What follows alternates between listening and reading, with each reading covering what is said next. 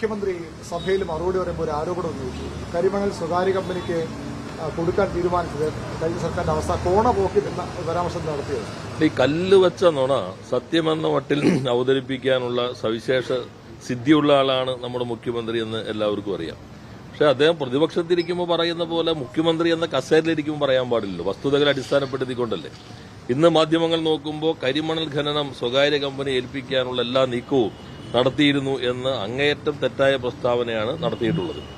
ഇവിടെ കാണേണ്ടത് കരിമണൽ ഖനനവും ഈ പറയുന്ന പ്രക്രിയയുമായി തമ്മിൽ ഒരു ബന്ധവുമില്ല. കരിമണലിൽ നിന്ന് വേർതിരിച്ചെടുക്കുന്ന ഇൽമിനേറ്റ് ഉപയോഗിച്ചുകൊണ്ട് ടൈറ്റാനിയം ഡയോക്സൈഡാണ് KMML ഉൽപ്പാദിപ്പിക്കുന്നത്.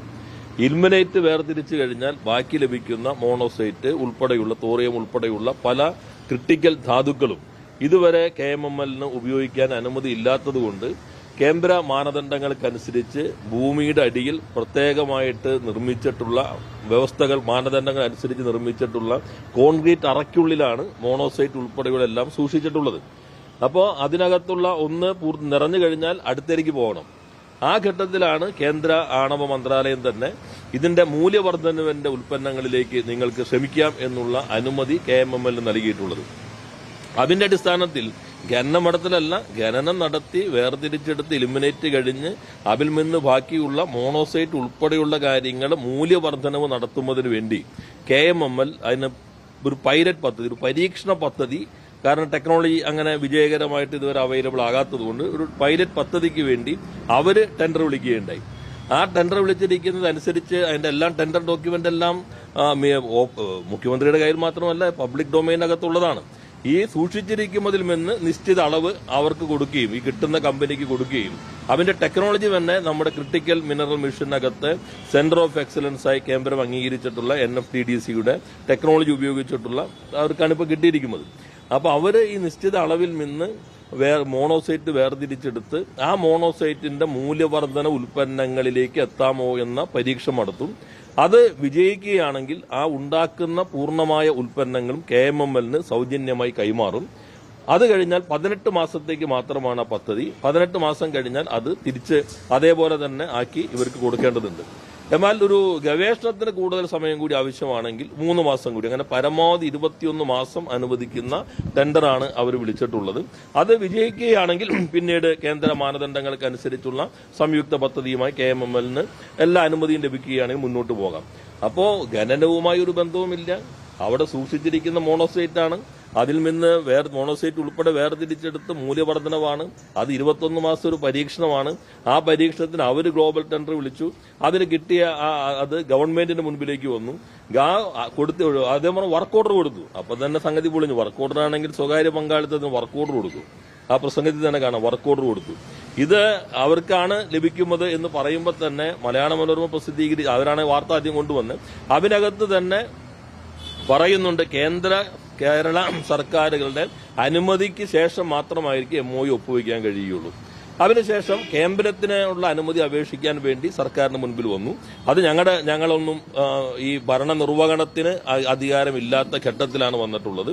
ആ സന്ദർഭത്തിൽ ഗവൺമെന്റ് തന്നെ ഇലക്ഷൻ കഴിഞ്ഞിട്ടാണ് കേന്ദ്രത്തോടുള്ള അനുമതിക്ക് അപേക്ഷിക്കാൻ വേണ്ടിയുള്ള അനുമതി KMMLന് നൽകിയിട്ടുണ്ടെന്നാണ് മനസ്സിലാക്കിയിട്ടുള്ളത്. അത് ഈ ഖനനവുമായി ഒരു ബന്ധവുമില്ല.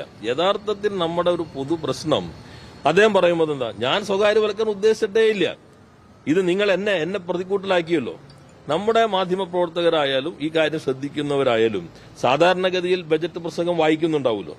KN ബാലഗോപാൽ അവതരിപ്പിച്ച ബജറ്റ് പ്രസംഗത്തിൽ ക്രിട്ടിക്കൽ മിനറൽ മിഷൻ പറയുമ്പോൾ 3 പൊതുമേഖലാ സ്ഥാപനങ്ങളുടെ പങ്കാളിത്തം എടുത്തു പറയുന്നു.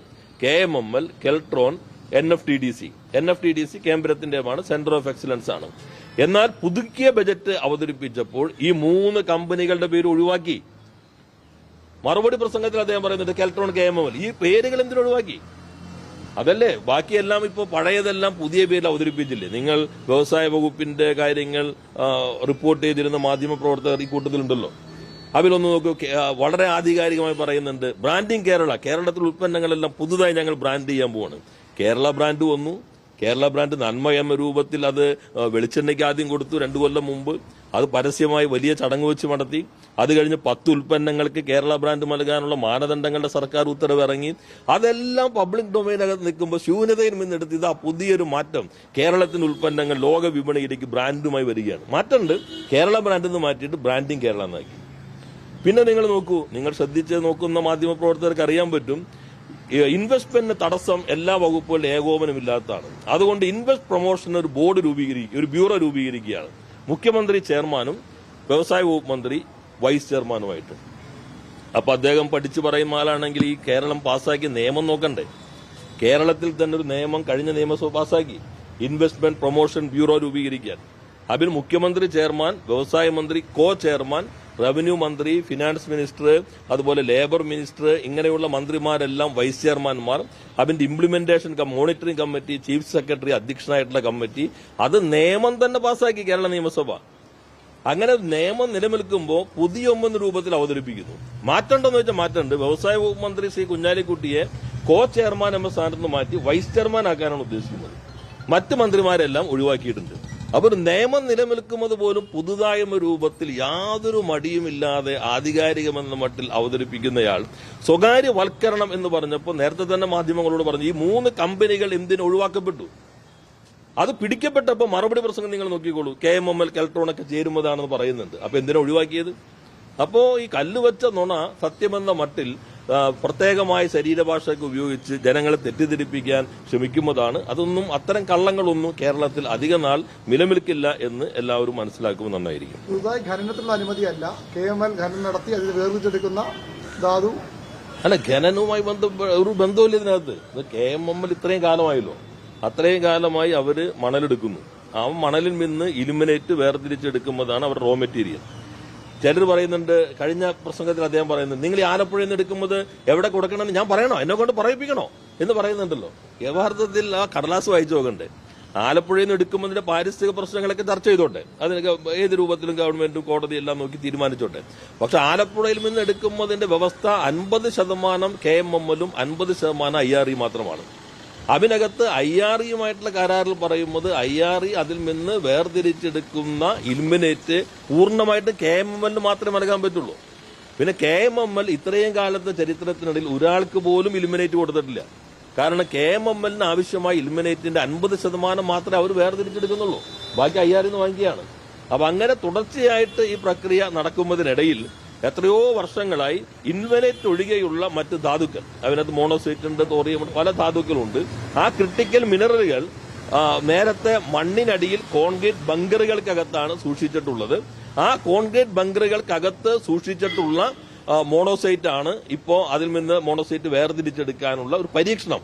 അതൊരു മൈനിങ്ങുമായിട്ട് ഒരു തരത്തിലും ബന്ധമില്ലാത്തതാണല്ലോ. ഇപ്പൊ എങ്ങനെയാണ് നമ്മൾ ഓരോ കസേരയിൽ ഇരിക്കുമ്പോൾ കസേരയ്ക്ക് അനുസരിച്ച് മാറണ്ടേ? പലരും മാറുന്നുണ്ട്. അപ്പൊ നേരത്തെ പറഞ്ഞതെല്ലാം നേരെ മറന്നിട്ടാണല്ലോ ഇപ്പുറത്ത് പറഞ്ഞുകൊണ്ടിരിക്കുന്നത്.